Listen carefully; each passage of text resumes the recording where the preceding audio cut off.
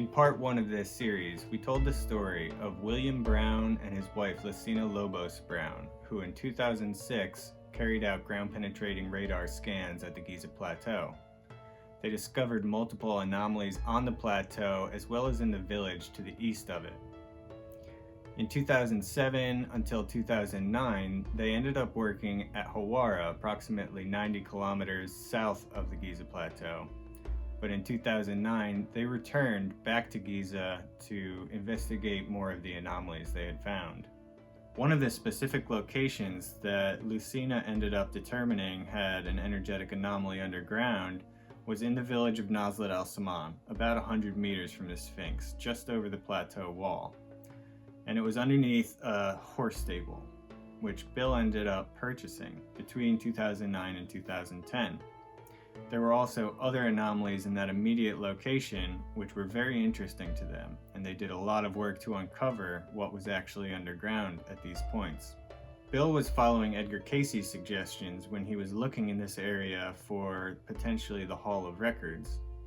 In part 1, we also explained that the village of Nazlet al-Saman, immediately to the east of the Giza Plateau, is in the midst of a demolition process, which is going to cover a lot more ground in the near future. When Bill first bought the stable in 2010, it was in the middle of a neighborhood, but today, that neighborhood is completely demolished. As of 2021, all the buildings around it were leveled. In this episode, we're going to share many photos, videos, and stories that have never been released to the public before. Much of this information is very sensitive and has been suppressed for many years. It was not easy to obtain, but we believe the world deserves to see it all.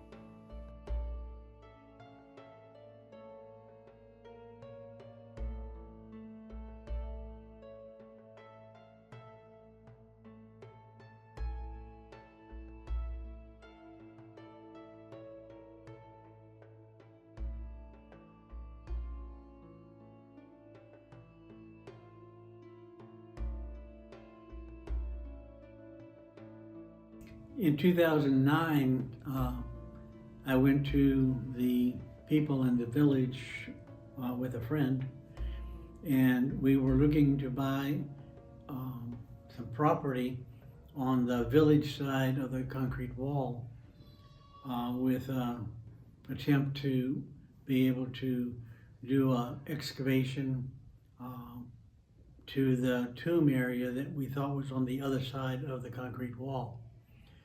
In 2009, and the guy says, I've got a really nice place for you, which ended up being, he owned the stable and the other property he didn't own, so he wanted the money. What I didn't know at the time was the place that I wanted, they were already excavating and had excavated. And he had talked to them about in 2009 about, okay, taking me to the site, we're already digging the shaft, etc. But they didn't want to work with me because the people that were involved, I don't like. Okay. And one of the things in the village is it's like the Mafia around the world. Everybody has their own territory. And so the village is divided up into 4 or 5 different Mafia families. Italian, Russian, American, Egyptian, okay? And they have their own sets of rules and nobody goes on anybody else's territory.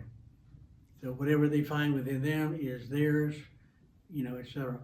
And so this was a dividing line between where the property where I was, which was Russian, and because they own everything on the other side of the wall, and our stable area was a part of their territory. And they didn't want to sell it to me. The Russians did, and it took a year of negotiations. I went to Egypt like 3 times and to try and, get it, and finally they agreed for $25,000 American. Okay, cash. Okay, under the table. Nobody knows. That kind of a deal. And I said, okay. I was able to raise the money. I had to own the property legally by contract. And we recorded it in the courts. It's recorded in the courts that I owned the property. And so I had to meet this person to talk about it, separate from the other guys, the other two people that were with me. And he said, well, my brother's having eye surgery in Alexandria, and I have to be in Alexandria today. Come to Alexandria. So I had to drive 4 hours with my friend all the way to Alexandria to meet this guy. And then he was totally familiar with the sale. He knew what I was trying to do, okay? And I think it was a part of the decoy to keep me from buying it. And by the time I got there, he said, you know, his brother had the surgery and that he was going to be there for another 2 hours. So me to go back, drive back 2 more hours and meet him on the road, the highway, and we would talk. And I said, okay. And so we left to drive, and we drove 2 hours. And where we met him on the side of the highway, he was already there when we got there. And I said, how long have you been here? He said, oh, a little over an hour. I said, you know, you didn't pass us on the way. He said, no, I used the underground tunnel. So there's lots of stuff like that where this is who these people are, okay? And these people are royal family members, okay, of Egyptian, very ancient old families. And he said, you know, if you want, you know, I can take you into where you want to go. And so, you know, I said, well, he knew why we were buying it and that I was going to do what I was going to do. So we met with him. We said, thank you very much. We'll try and get in contact with you, which never happened. After that was the only first time I met him. He knew who I was. They actually wanted to meet me to see who I was. Okay. They did a lot, and we discovered a lot. We discovered about 8 meters down underneath the bedrock were 2 tombs, one on top of the other. And that there were 2 statues outside the tombs guarding the doorway. And going down, there was nothing inside the tombs. Apparently they had been raided, but nobody wanted the statues. And there was a doorway in there, and the doorway went to the Sphinx. Now, we didn't know it at the time until after we did all the ground penetrating radar. It took years to analyze everything that we know now. And so going back and saying the history of what happened, you know, it's easy to report. And we found that one went west. There were 3 tunnels. One went west inside the cave area that we cleaned later. 2011, we cleaned the area, and we realized that one of the tunnels from my stable went to that point. Another tunnel forked off. These tunnels were original tunnels because they went to the royal palace when the royal palace was being built. And we have pictures of this building was a part of the royal family palace. It was separate, but it's kind of like, you know, I don't know who it was. Maybe it was a cousin or something, Khufu, but it was a part of the royal palace complex. And so this tunnel went to there, and it's huge. It's a very big tunnel. Mm-hmm. And we had gotten measurements of how big it was, but nobody believed me. And it was the original materials. And the only way that they could have done that is to build it when the royal palace was here, because right now that palace is under 30 meters of sand. And the walls were over 1 meter thick. They were big stone, great big huge stones, and everything was over 1 meter thick. Originally, yeah. And later we found out that it was a German bunker, improved because the Germans had gotten were in Egypt. And so there was a cover story that it was a horse stable. Yeah, that was exactly. So the bottom line was we worked on it for years, getting it all ready, removed everything, made it really nice project, and then the guy right next to our stable, one of the buildings next to it, decided to build a hotel. And he built a hotel because he had gotten down to one of the shafts which was on his property. And so they ended up having this information for me that there was something there, and they did.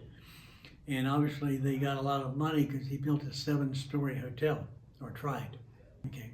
And because he did that, he was blocking the view of the other hotels behind him.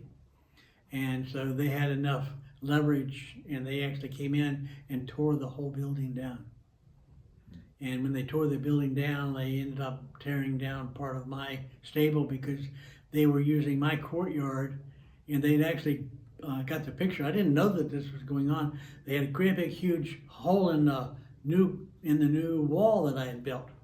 And they said, oh, we'll cover it back up, or we'll have an agreement and we'll put a doorway into our hotel straight in. And this was going to be a garden area for their hotel.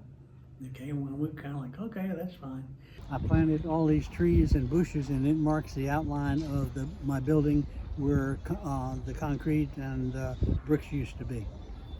In 2021, the Egyptians came in and started demolishing the whole area of residence. When we go in here, you'll notice a couple buildings are still standing. And in particular, this one right here, it's actually one of the entrances to the underground tunnel systems that are here. And so that's why it's still standing. When they were demolishing all of this, when I came in, I told them that they could not touch my property. And so they tore everything down, and the blue wall is still standing, which was my concrete wall, of which I still own, and they can't legally tear it down because I have not sold the property to them. All the other people here sold out and sold their land to the Egyptians. Mm. And all of this is going to be demolished over the next year. They'll start taking out more of these buildings, but because everything's commercial and they're operating as hotels and everything, they're still allowing them to stand. Mm. But 2 to 5 year, all of that will be gone. The reason why I bought the spot was because I followed the Edgar Cayce readings when he talked about the location of the Pyramid of Records. And this was the coordinates of where he said. And that's why I bought the stable. And that's why we end up paying so much for it, because of its property, of what it really is. And even to this day, I still have hopes to be able to rebuild it as a part of a Khufu complex after when they're renovating the whole area. But that's 3 or 4 years from now. That we think that could happen. But if you look at the business plan of what they have proposed for the area, the trees are still showing where my stable is. There's nothing else around it except these trees. And so obviously the architect knows something. Yeah, the plans for the museum and the clearing for what they're trying to build. Yeah, and so they've released all of that. And so like when you look at it, you know, I looked at it and I said, hey, there's trees. That's exactly where my stable is. Mm-hmm. Now at this point, 2023, it's the only thing standing. Everything is rubble all around it at this point. So that must be the closest private property that still exists to the Sphinx. Yes, I'm the only one that has not sold out yet. Mm-hmm. And that's because they can't find me. Mm-hmm. I live in America and Poland. Mm-hmm. And nobody knows who owns it. So the friend that ended up selling out his property and everything, he ended up giving a copy of my contract to show that, you know, I still owned it. So when they went in and they demolished it, there were still a few little parts that they didn't level it. The blocks of that tunnel system were like 2 meters cubed. 2 meters. Mm-hmm. Okay. And they were like stacked 1.5. It went to the Khufu Palace. Mm-hmm. Yeah. There are a dozen tunnels that we know about. We have proof now of some of them, and they're working inside them underground 24/7. If we look at King Khufu's solar boat pit right next to the Great Pyramid, we can get a good idea of what these massive tunnels used to look like, with giant stones going across the top to support the ceiling. The tunnel that goes towards the Great Pyramid, this tunnel was approximately 3 meter by 3 meters. It was the original tunnel built when they built the Khufu's palace. And so the energy is coming straight out of the ground right here, because it's going in that direction underneath the wall, directly to and connects to the tunnel inside under the Sphinx. Tree is a mulberry tree, and they would come in here every year, and people would pick the little mulberries for food. And we had 2 bathrooms here, and all of this was being opened, and I was opening it to the people in the village at the time to be able to come in and for tea and relax and get away from everything. You can see where we brought in water. It's still in use. And when I was here the last time, before they actually tore these other buildings down, we had this filled with water, and we brought the horses in for the horses to be able to drink the water. You can see this is the limits of the wall that used to be there, 3 meters tall. And so I came in and I planted all of the trees, and I'm very intuitive and sensitive to energies, and I could actually feel the anger and the feelings of all the people that lost their house. And I came in and I said, I'm going to put in something living to change the energy. And we actually changed the energy of everything that was out here through intention, by building and putting all this living trees that are still here. And it made a difference. That was a seat, chair, sofa, and everything over here for people to be able to sit on. And so when you stand around, the energy coming out of the ground right here, I have a picture of when I was standing like this, and you could actually see, you could actually feel a column of energy coming straight out of the ground, which was right next to where the shaft was. And when my wife came here in 2006, and she did dowsing and everything, and she found the energy spot coming straight out of the ground. And the energy that's coming out of the ground was because the tunnel that goes to the Sphinx. And so the energy is still inside the tunnel, and these tunnels still are like corridors for the energy underground, like water. And so it came, and this is where the doorway was, and so the energy was coming straight up out of the ground. The GPR scan shows that there were 2 tombs located, and inside they were able to find there's 3 tunnels. One tunnel here goes to at a diagonal, and we have this on the GPR. The diagonal goes to the Khufu Palace. One goes underneath this wall to, we'll talk about it when we go there. That's just where the 3 shafts are up inside the cave system. And then the other one goes at a diagonal, and it connects to the Sphinx. We're essentially at a catch-22 here, because this is William's private property, and so no one can touch it without his consent. He's protecting it, and he won't sell it. However, we can't touch it ourselves unless we get permission from the Ministry of Antiquities. So we need to get an official project permit so that we can do an official excavation and show the whole world what we know is already down there. We have now, as of this trip, confirmed some of that information, and we're here to record more information for the future. Mm-hmm. So potentially this shaft could be dug back out if we did an official excavation and got the Egyptians behind it. And yes, and that's the plan, for them to do that. It's not for us to do it or do anything illegal, but to get the information and the scientific evidence of what we have, and say, and tell the world and force the Egyptians to make a statement, which they always tend to avoid.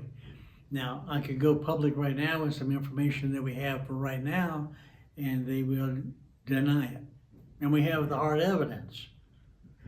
And nothing everything has to go through the media control in Egypt and approved by certain people before it can be accepted by the mainstream. Now, people like you and me, we don't need their permission. Okay, so it's like, you can believe me or not, and I don't really care. You know, I came here, I've seen it with my own two eyes. That's why it's important to me. And if you're interested, come to Egypt. You know, that's where we are with the stable, with plans to be able to do some work in the area, which I'm here coordinating now.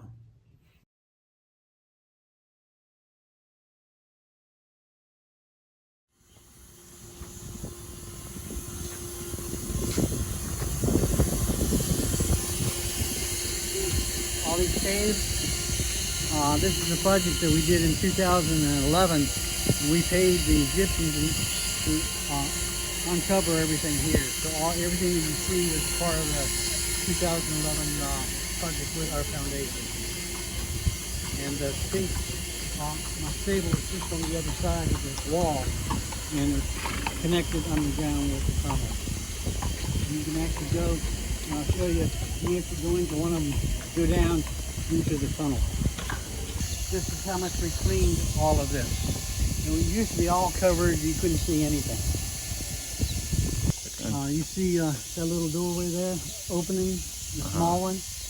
And then right next to it, you see where it's all plastered. And then you see another doorway. Where it's plastered now, we uncovered a great big huge doorway. And they've come back 2 times and covered it back up again. We had them open it, and then they come back, it's closed again. And there's 3 doorways in there. I'll show you the picture. There's 3 doorways inside. There's 3 shafts, and one of the shafts goes to the stable. The image you're about to see is the first photograph in human history ever to be released of a subterranean chamber in the immediate vicinity of the Sphinx, and it clearly shows 3 shafts descending into the tunnel system. We know that the entrance to this chamber was intentionally buried by the Egyptian authorities themselves. We had 2 of the people officially meet with the director of the Giza Plateau, and he authorized the cleanup of the project. They went in with a front-end loader and started hauling. It was just garbage. It was just trash and garbage that had been dumped there to secure the area because of what was there. And if you want to know where anything is in Egypt, or at least I'm going to say here at Giza, if you see a guard there, there's something there. Okay.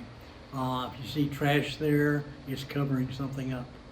If there's construction debris being dumped somewhere, they're covering something up. So that's kind of like my GPR radar, okay?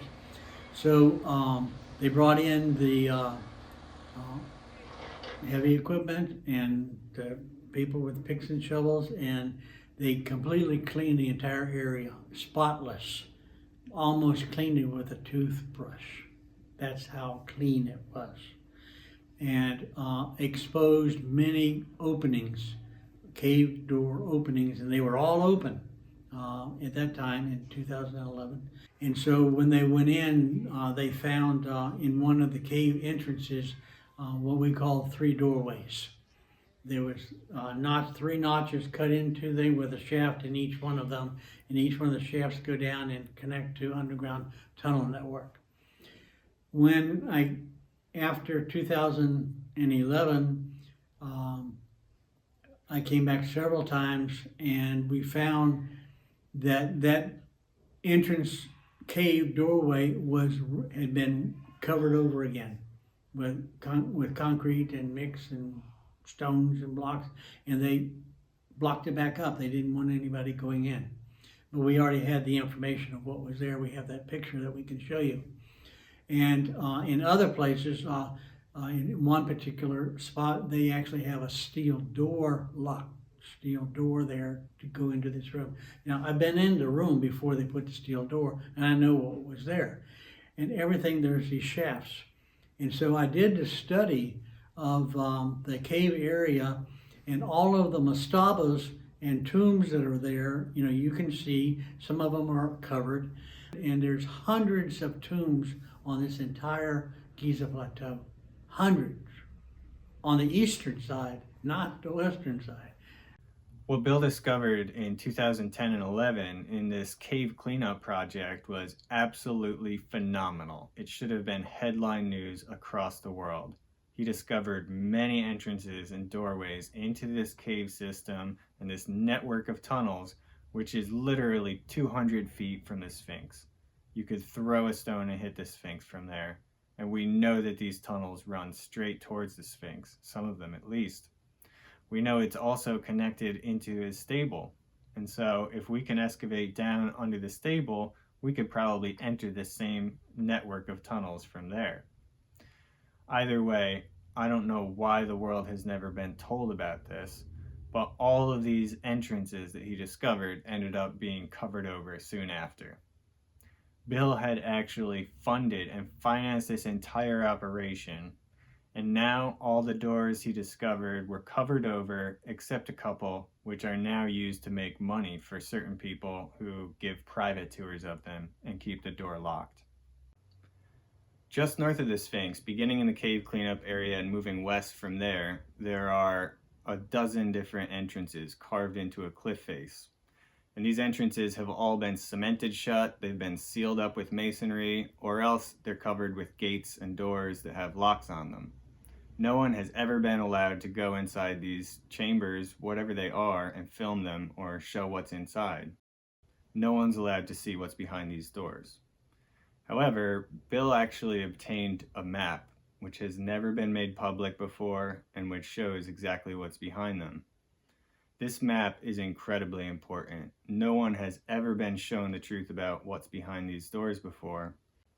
Behind each one of these gates, we can see individual chambers, and each of these chambers, you can see a small square drawn as if on the floor plan, which suggests that there are shafts within each one of these, which go straight down and connect into this very same network that's tied into the network under the cave cleanup area. There are many tunnels under there, and there are confluences of those tunnels within specific chambers. Beyond that, we also see two entire temple complexes that are hidden underneath where the road is currently. These two temples have never been announced to the world. These are clearly underground structures that the Egyptians know about and aren't making public. We can only see them on this map. It would seem that these temple complexes must be tied into the tunnel network that we're investigating. They must have an access point somewhere. The Egyptians clearly know that they exist. They're shown in this map that's used by the archaeologists that are allowed to work in these tunnels. However, they've never been reported to the public. No one's ever seen photos from inside. No one knows of their existence whatsoever. Based on Edgar Cayce's information and all the information that Bill has collected, we believe there's a very good chance that this is the exact location of the Hall of Records itself. And perhaps the Egyptians know that, and maybe that's why they intentionally buried all the entrances that William discovered. A discovery like this could only help the Egyptian tourism industry. It would only make the world more excited about Egypt and more interested in Egypt. This is not just carelessness or ignorance, this is an intentional effort to cover up what's there. There's no doubt about that.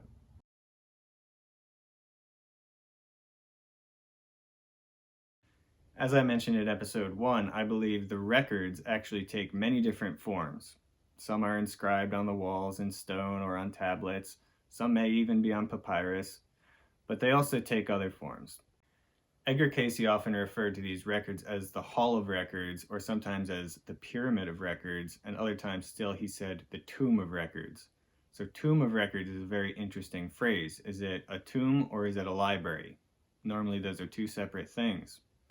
But we have to consider the possibility, what if a mummy itself could be a form of records? What if the records themselves were the DNA of this mummy? And hypothetically speaking, let's ask ourselves, what would happen if someone discovered under the Giza Plateau a mummy that had DNA which was, technically speaking, not human DNA? What would happen to that mummy? What would happen to that tomb? Bill actually describes 3 separate instances where he came in contact with mummies that were seemingly non-human in origin. Lucina actually pinpointed this location in 2006, saying she believed there was an extremely important tomb at that spot. Potentially, it could be the tomb of the builder of the Great Pyramid, whether it's Khufu or someone else very important.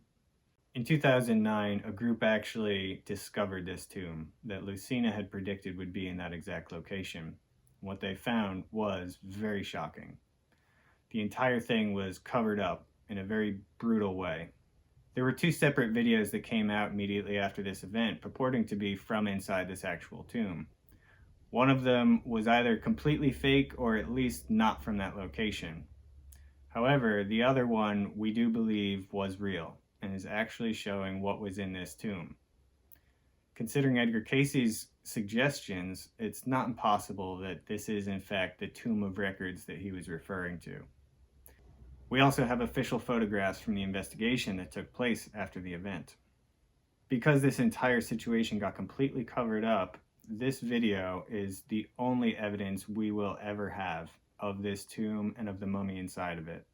It is extremely important. It's been scrubbed from the internet, but I was able to get a copy, and so I'm including it in full as William tells the story of what happened.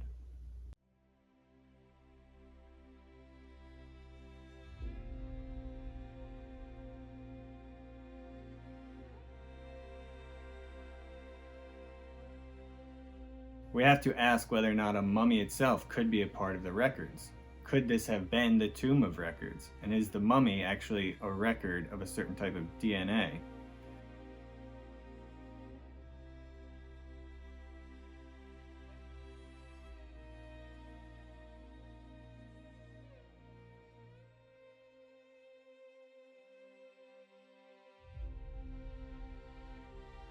In 2005, my wife Lucina first came to Egypt and was showing everybody using dowsing areas to do GPR scans.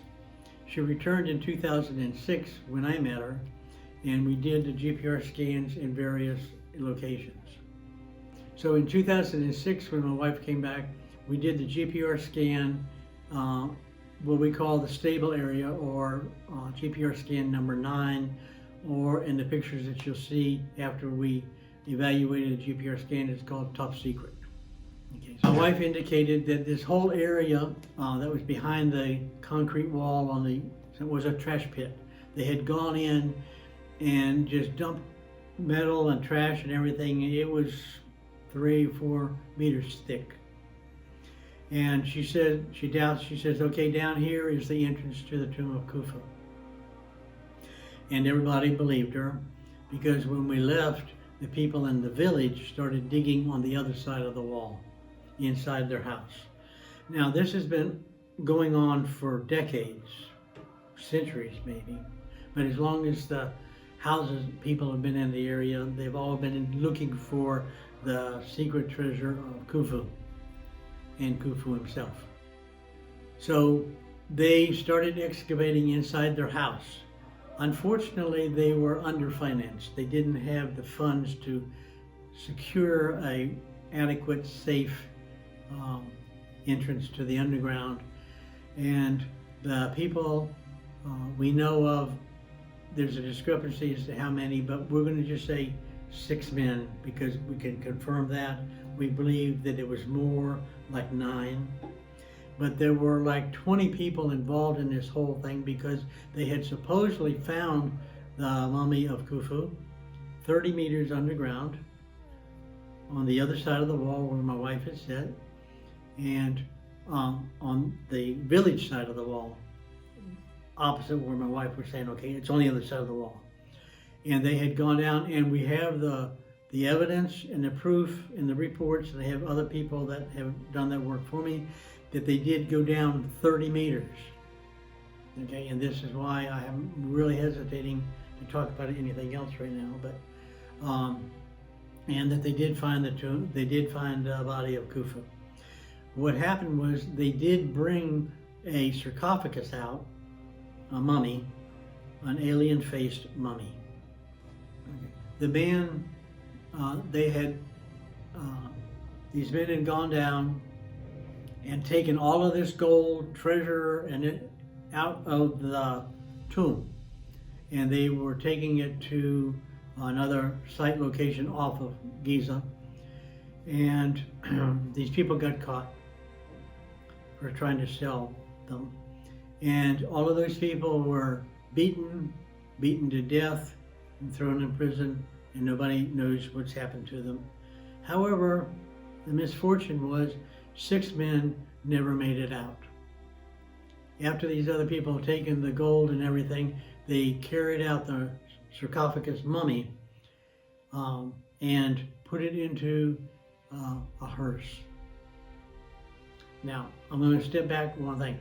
The men had already died before this happens, and the Egyptians said, okay, we'll go in and we will excavate a new pit that had caved in on these men and buried them alive. 6 men we know for sure. Giving Trevor the official color prints taken by the recovery team of the Egyptians themselves, the person in charge of the project. He gave that to me personally. He was a personal friend, and he was fired by Dr. Hawass and cannot get a job in Egypt. Okay, this is how important this information is because of what had happened. Now, I don't want to accuse anyone of anything. We have the facts, but I'm not going to point fingers. The information will reveal in time, I believe. Anyway, the time when the men were trapped down underneath, one of the men said, I forgot I have to take my medicine. I forgot my medicine. I have to go get my medicine. And he was the Judas of the group.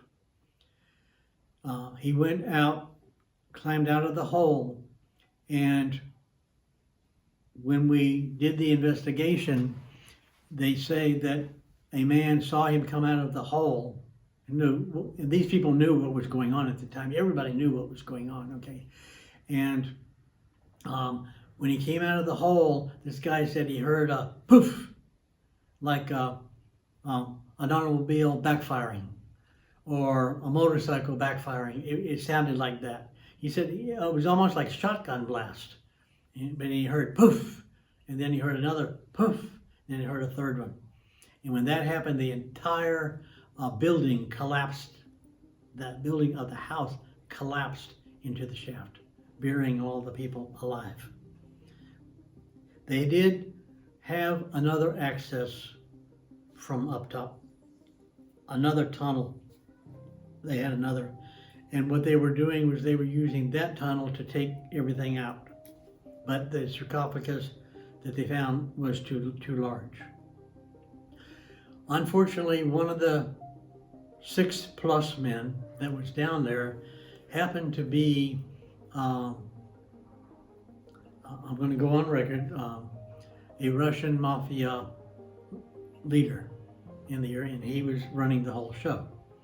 And he was caught down there with these other men. Nobody knew that this was going to happen. And so the Russian Mafia went to the authorities and said, my brother is down there. I want my body of my brother. And they were just going to leave them there. Okay.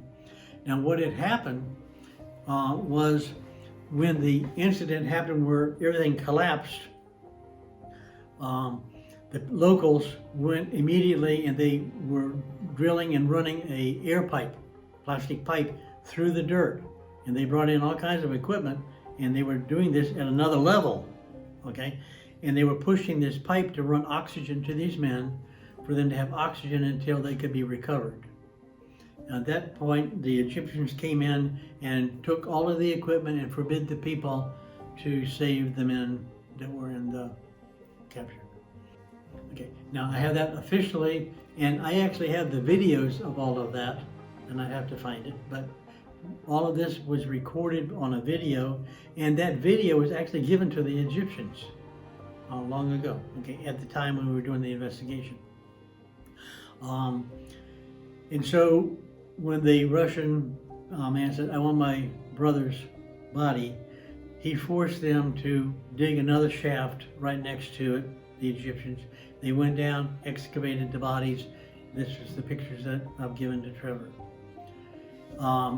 What happened underground is questionable as to what all the details were, but if you take a close look at the interior wall, there's blood splatter everywhere.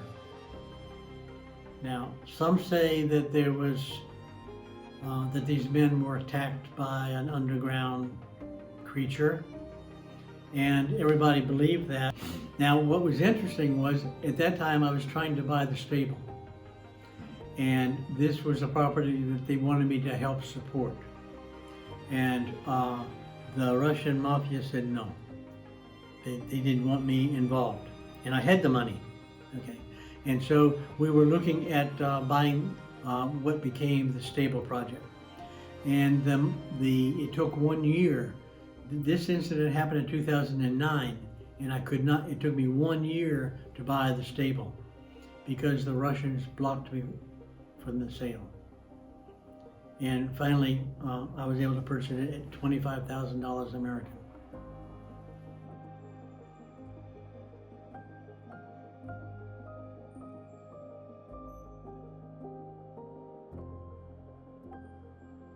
This is particularly interesting because we do believe that these records may have been located very close to this cave cleanup area underneath it or in that general vicinity. And this is exactly where the men were killed, in the collapsed shaft. And so it's possible that this mummy they discovered was in the Tomb of Records itself. Potentially it was a part of the Hall of Records. This is a massive cover-up, and this would not happen if it were just a normal mummy. There was something extremely important about what was found at this location, and the world has never been told the truth. Everyone who knew anything about this excavation disappeared. This was sending a very profound message to anyone in the village who would consider digging in their own basement.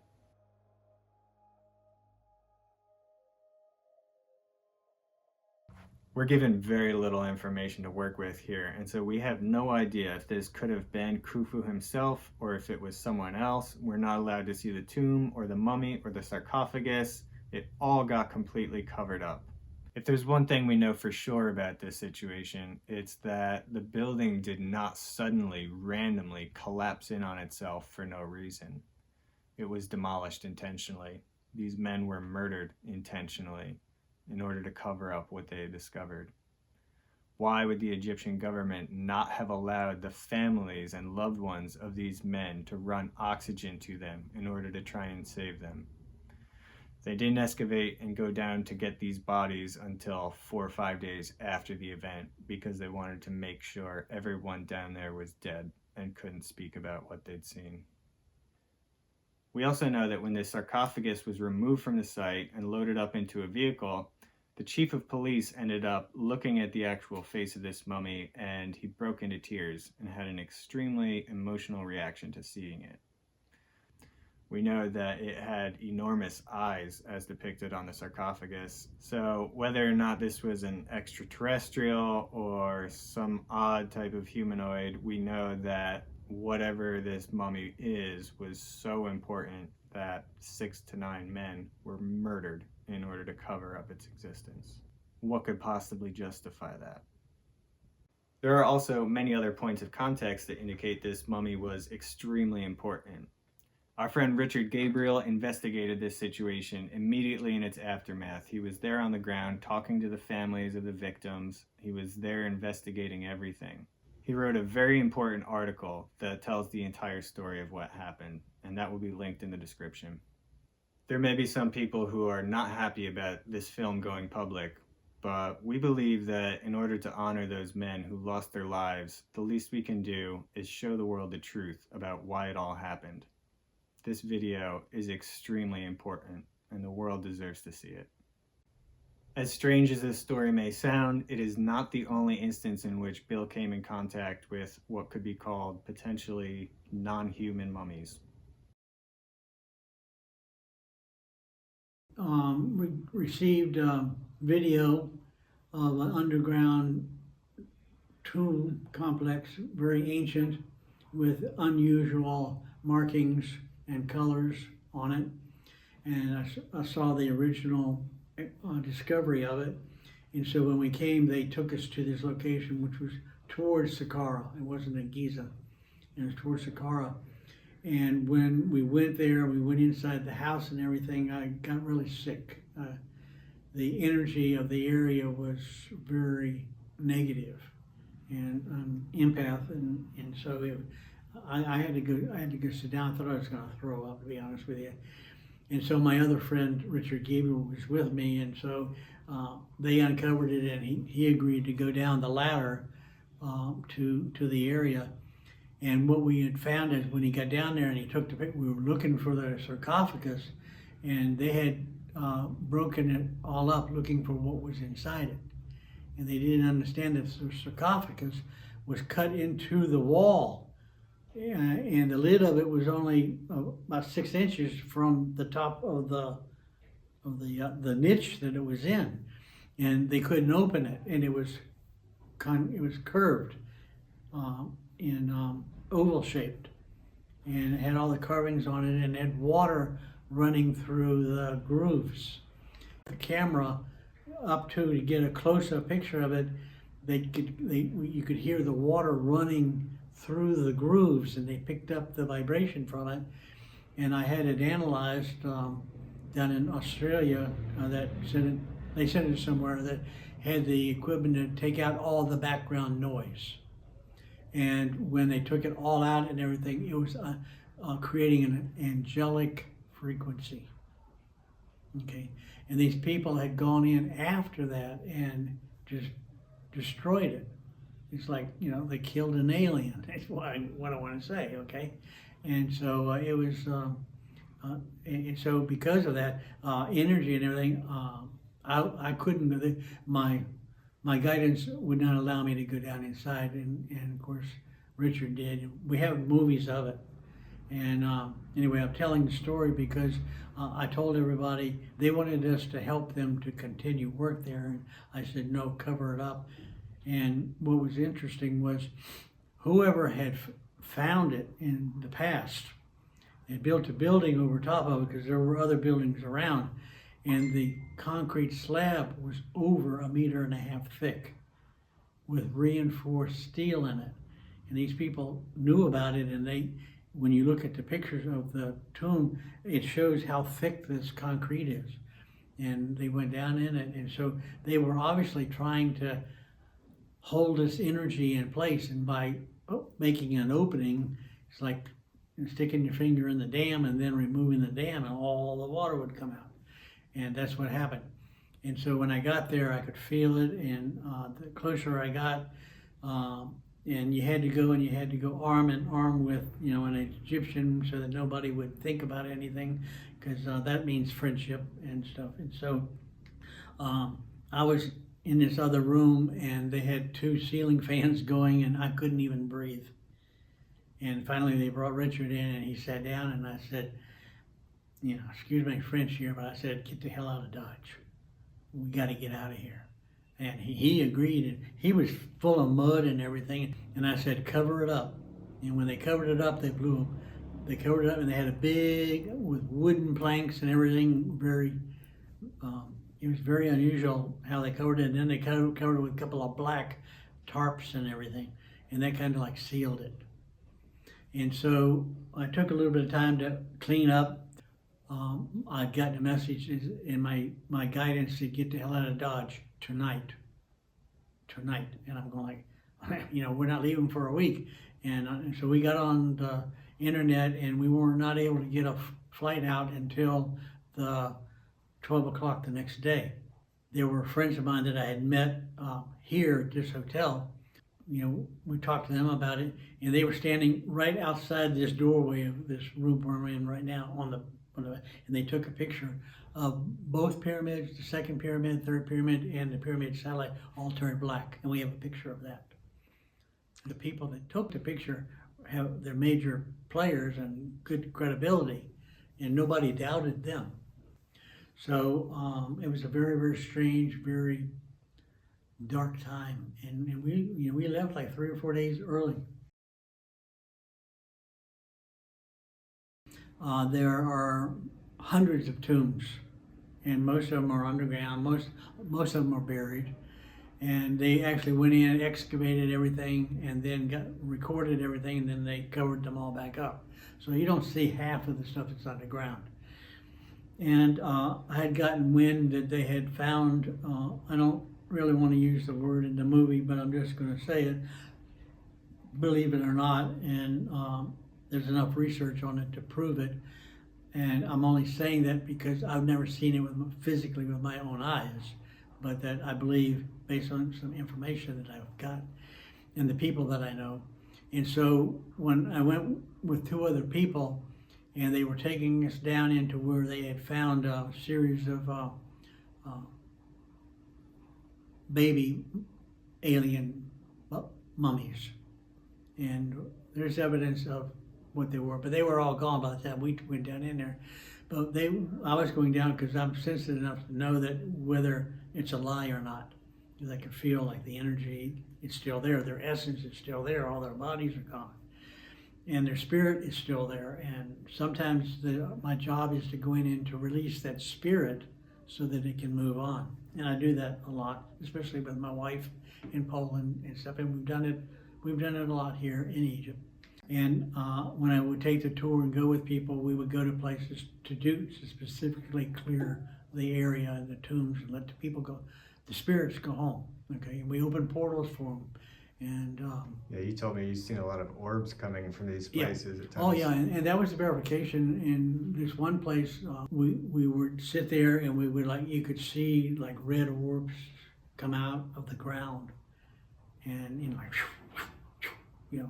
and hundreds of them, and we were releasing their spirits that were still trapped there, and we believe that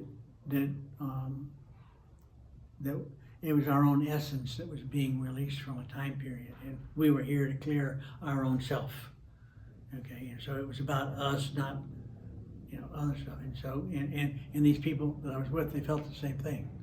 Okay, and we said, I'm free from that timeline. How many more timelines afterwards you got to free? Okay, and that's the work that I do. So they did a lot of clearing for me in my association with King Tut. And we had to release a lot of stuff that was still caught up with him, my memories when I was with him. Okay, and I got to actually meet him in the Valley of the Kings. His body was still in the tomb before the Egyptians moved it, and I did get to meet him in meditation and do more clearings. And I'm actually doing the clearing for him so that he can move forward even more. And he's very angelic right now, so I'm very happy that I could be, that was years ago, that I could be a part of that. And when that happens, it happens to you as well. When you give this gift to somebody else, you get the same benefit.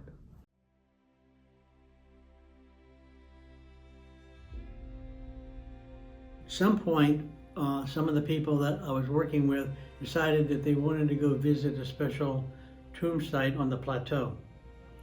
I had gone to the Solar Cross many times and other places, and 2 people, a man and a woman that were friends, asked me to take them to a site which is now known as the Russian excavation site, started in 1999 by the Russians, and they've been excavating even up to now. During that time period, many news media over the years had reported the possibility that some alien tombs had been found here at the Giza Plateau. So one of the sources that I had here said that, yeah, in this area on the other side of the concrete wall on the Egyptian plateau side, that we believe the Russians had already gained access to that, and that's where the information came from. They said it was called the Tomb of the Alien Babies. And we said, okay, that's fine. So we agreed to pay this guy $300 to go in. It was a series of labyrinths in which it was very dangerous. Many of the area had tomb pits, and each tomb was like separated maybe 6 or 8 inches. And we had to walk across between the tombs on the 6 to 8, very, very carefully. And that happened. Then we would go through and we would go into another big room where there were more tombs. And we didn't really know who they belonged to, although I now have a recording of that entire area by the Russians. And we got to this point where, okay, here's the babies, alien babies. And they were obviously small pits for a child. And there were many of them. I can't remember. I'm going to say at least a dozen. I can't remember exactly. And so at that point, we were all satisfied, and the guy turns to us and said, okay, I want another 300 to take you out. And so you saw all these baby mummies? No. Just the tombs? Just the pits, which were said to be we didn't see the babies there. Did they explain? They'd already been taken. Did they explain what made them feel like they were alien? Well, the people who took them talked about it, but they weren't there at that time. But I had seen the pictures, and I can send you a picture of some of a couple of, and they found one alien that was 6 or 8 inches long, and they thought that it was a baby. And this is what very controversial right now. They found out after an analysis, after they took these mummies and they did an analysis on it, that this baby was a 22-year-old alien woman, not a baby. So this could be a different kind of species of the aliens that we're talking about instead of greys and whomever, that this was very, very small. And so that's been reported, and I have that. I have to find that source, but I can give it to you. And they said that they were more than likely not babies. Because it was very dangerous going in and out, and the guy says, okay, blackmailed us, said, I want another 300. And I said, go. And then the 2 people turned around at me and were shocked. What do you mean let him go? How are we going to get out of here? I said, let him go. I said, okay. And so the guy was running anyway, so we weren't be able to stop him. And they said, how are we going to get out? I said, follow me. I have a photographic memory. I've been in enough of this stuff before, and I always leave breadcrumbs in my mind. And I see things, and when I see things, I record them. And I said, let's just play it backwards, okay? Are we going to walk in backwards? No. Okay. And so you had a light with you, or it was totally dark? Oh, yeah, we all had lights. But you were very, very deep into this whole maze at that point, right? Oh, very much. Yeah, very much. So it might have been impossible for anyone else to find their way back out to the surface. Exactly. That's what they expected. Yeah. Not many people knew the location. This guy was like one of the few people that knew, okay? And so I said, it's not a problem. I've done this many times in Egypt. This is not the first time. I said, follow me. And it took a while because I was getting disoriented a little bit. Besides being angry and frustration. And when I get angry and frustration, I kind of like lose my gift a little bit, okay? So I was really using my third eye, to be quite honest with you. And so my third eye was like really taking us out, but I say I have the memory, but my third eye is what got us out. And we managed to get out, and we reported incident to the police, and they arrested the guy. We can find other examples of child-sized mummies in Egypt, one of which was actually covered in gold. In the Atacama Desert of northern Chile, a very similar mummy was discovered. It was only about 6 inches long, and it had a very odd-shaped skull. Dr. Stephen Greer made a documentary called Sirius Disclosure, which was about this mummy. And in it, he believes, despite the controversial claims, that it was in fact an extraterrestrial.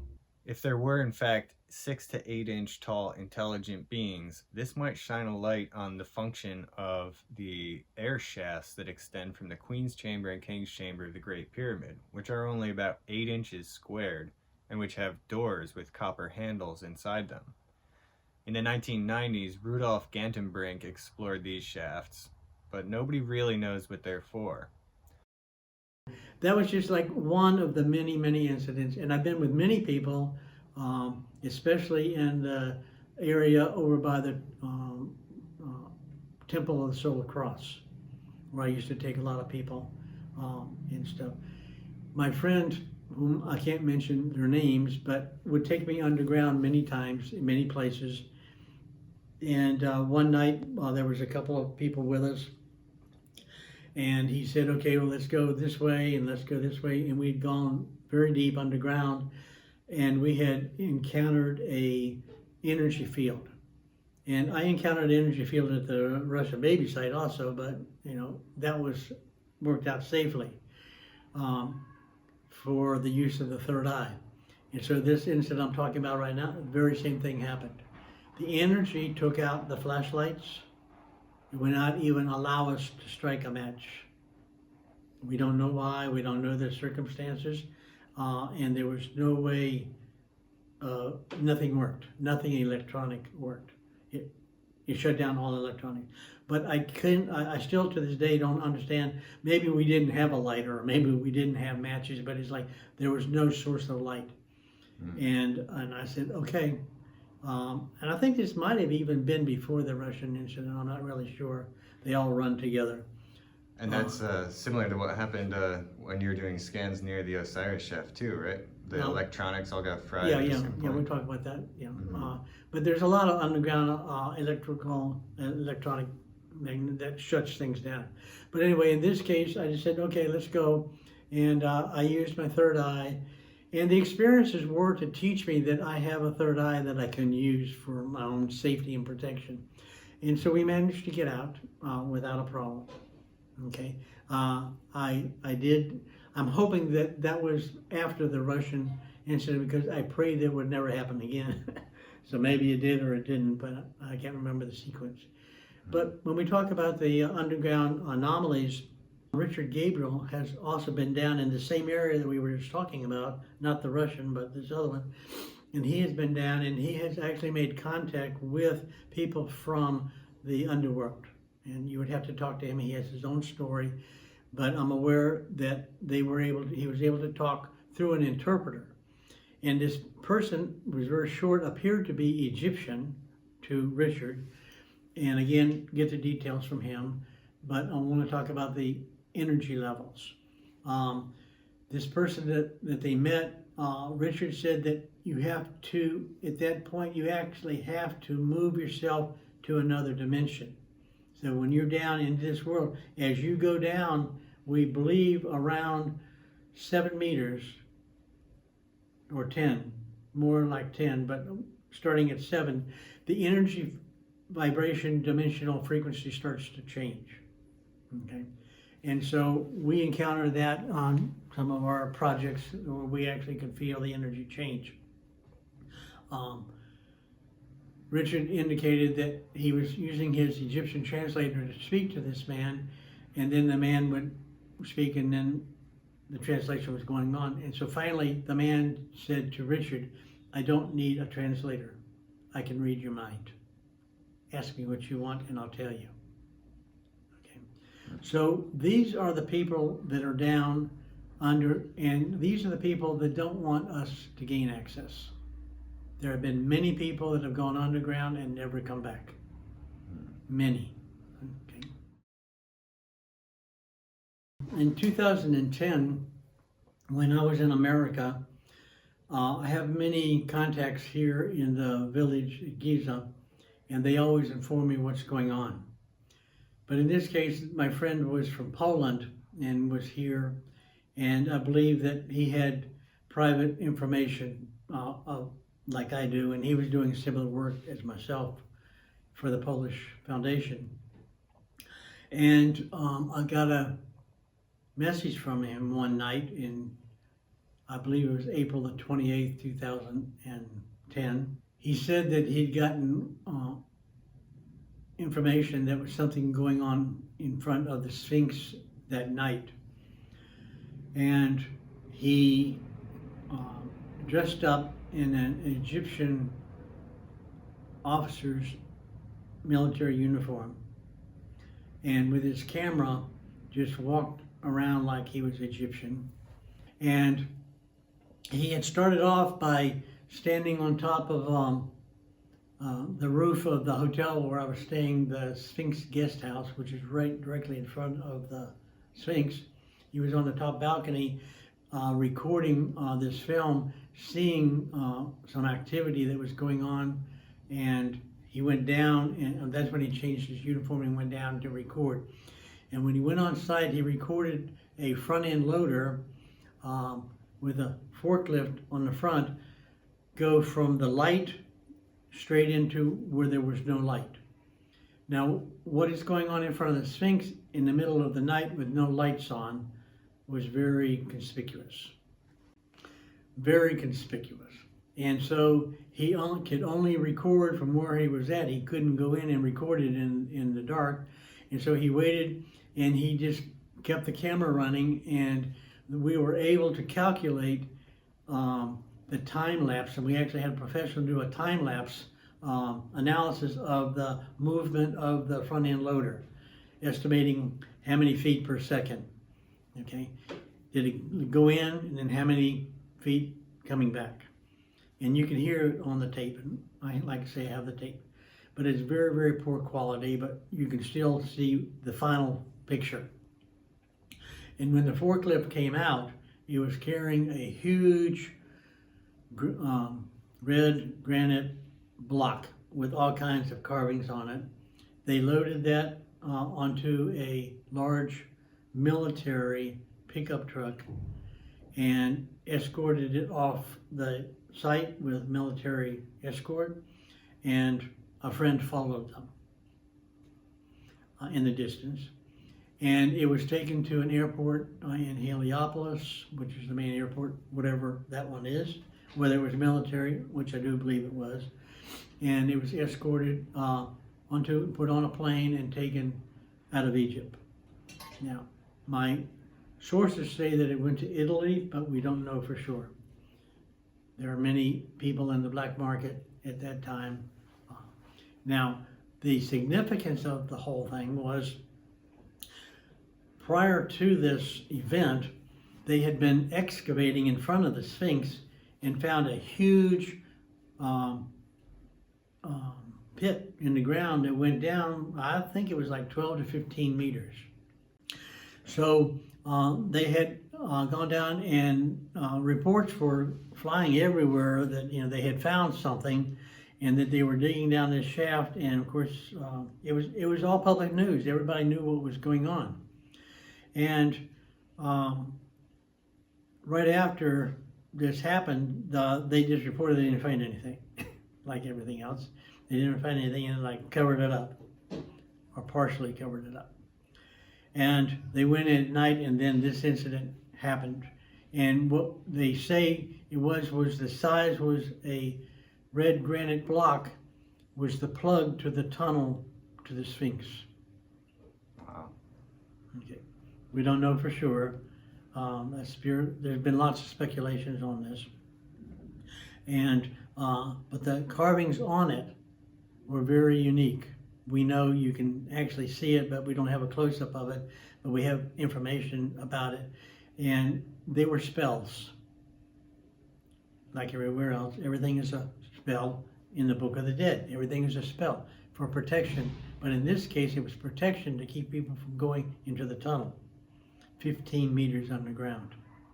Now, 12 to 15 meters. Now, they had done in much earlier soil boring analysis of the same area, exact same area, I think 12 meters down, where they had found red granite. Yeah, I was just gonna say, I remember Okay. that. Okay. Zombies team actually found Yes, that. and this was, we believe it could be the block for the tunnel to going down into the red granite temple underground, or a temple to the Sphinx, tunnel to the Sphinx. We don't know which. Okay. I think there's some people that have the information, but I don't know. Either way, there's no granite at all in the natural bedrock, so It was red drilling granite, down and red finding granite that- with carvings. I mean, it wasn't natural. Okay. Yeah, it definitely proved that something was built down there, and that stone was Right. imported from Aswan. Is the only place the Certainly, granite comes yeah, from. right. So. We believe that that's the underground red temple complex, okay, that everybody talks about. And that was in 2010. Well, my friend had sent that to me, and I posted it on my website, and I got over 10,000 hits on my website over 3 or 4 days. When I had received that information and published it on my website, I received multiple death threats in Chicago. They follow me everywhere, no matter where I went, and they even threatened my family if I didn't remove it off the website, and I did. Okay, Wow. They personally threatened me personally.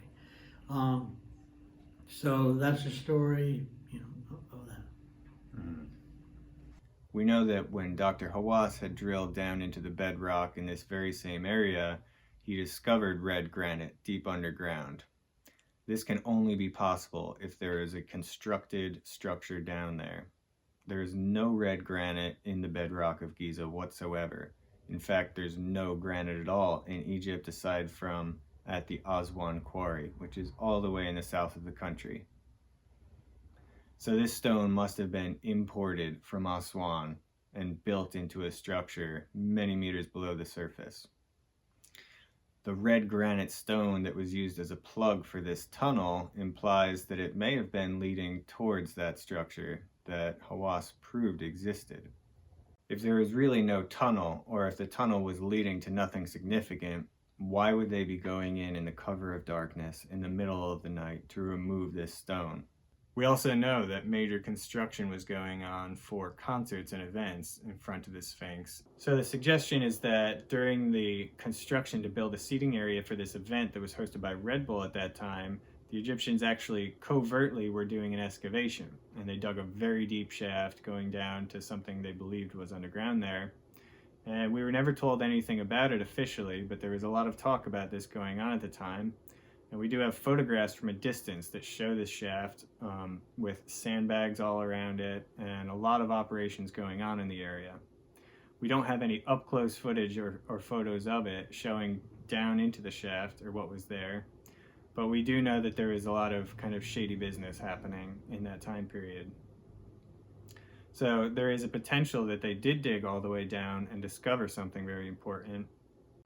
Once again, it was our friend Richard Gabriel who actually covered this story better than anyone else. And so in the description, you can find a link to his article telling the entire story.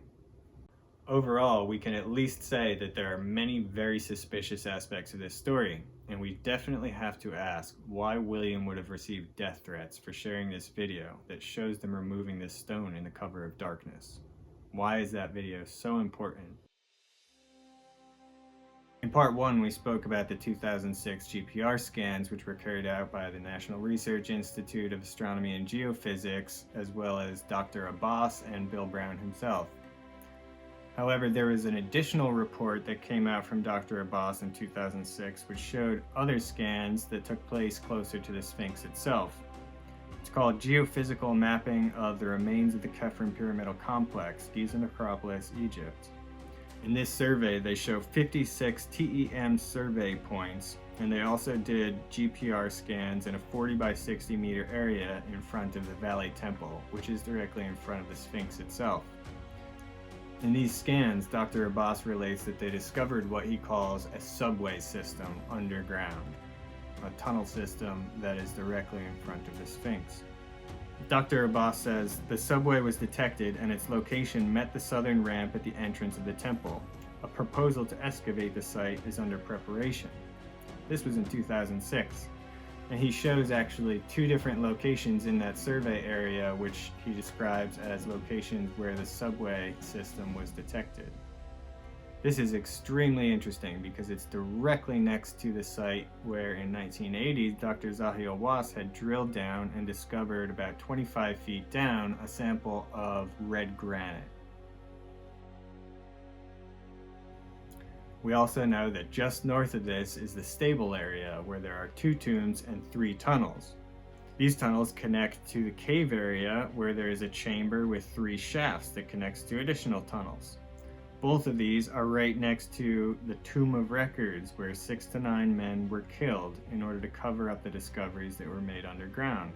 We also know of Anomaly A, which is a rectangular chamber under the Sphinx's left front paw, discovered by John Anthony West, Dr. Robert Schock, and Dr. Thomas Dobecki, and at least 6 entrances on the body itself of the Sphinx. We also know that just north of the Sphinx are many sealed entrances with locks and sealed gates, or sometimes cemented shut completely. There are also many sealed entrances behind the Sphinx, in front of its temple, and also in the Valley Temple. The red granite plugstone was also removed in the cover of darkness from this general area. We also believe that a tunnel runs west from behind the Sphinx, and one runs along the south side of the causeway. There is also a project from Waseda University, a Japanese team, who did an acoustic survey around the Sphinx and more or less agreed with the other scans showing a chamber underneath the front paws and a long corridor going down to a larger chamber under the body. So we can see that there are very clearly many anomalies underground in the exact area of the Sphinx, and we're not being told about them. So the official story tells us that there's nothing to find underneath the Sphinx. There are no secrets or chambers or tunnels, yet we have physical hard evidence to prove that all around the area of the Sphinx are chambers, tunnels, and a labyrinth network that connects them all together. We actually have ground penetrating scans, we have photographs, and we have video footage to prove it. So we don't know why this would all be covered up and swept under the rug. This is not a conspiracy theory, this is not speculation or hypothesizing, this is cold hard data, which we believe is integral to the process of making an informed decision about this very important subject. We truly hope that humanity at this point is ready and mature enough to have this conversation. In part 3 of this series, we're going to share even more information. We're going to show you more evidence of the subterranean structures at Giza, and we're going to release our greatest disclosure yet. We're actually going to show you the secret chambers that are still sealed within the Great Pyramid itself, and we're going to show you the tunnels that actually access those chambers.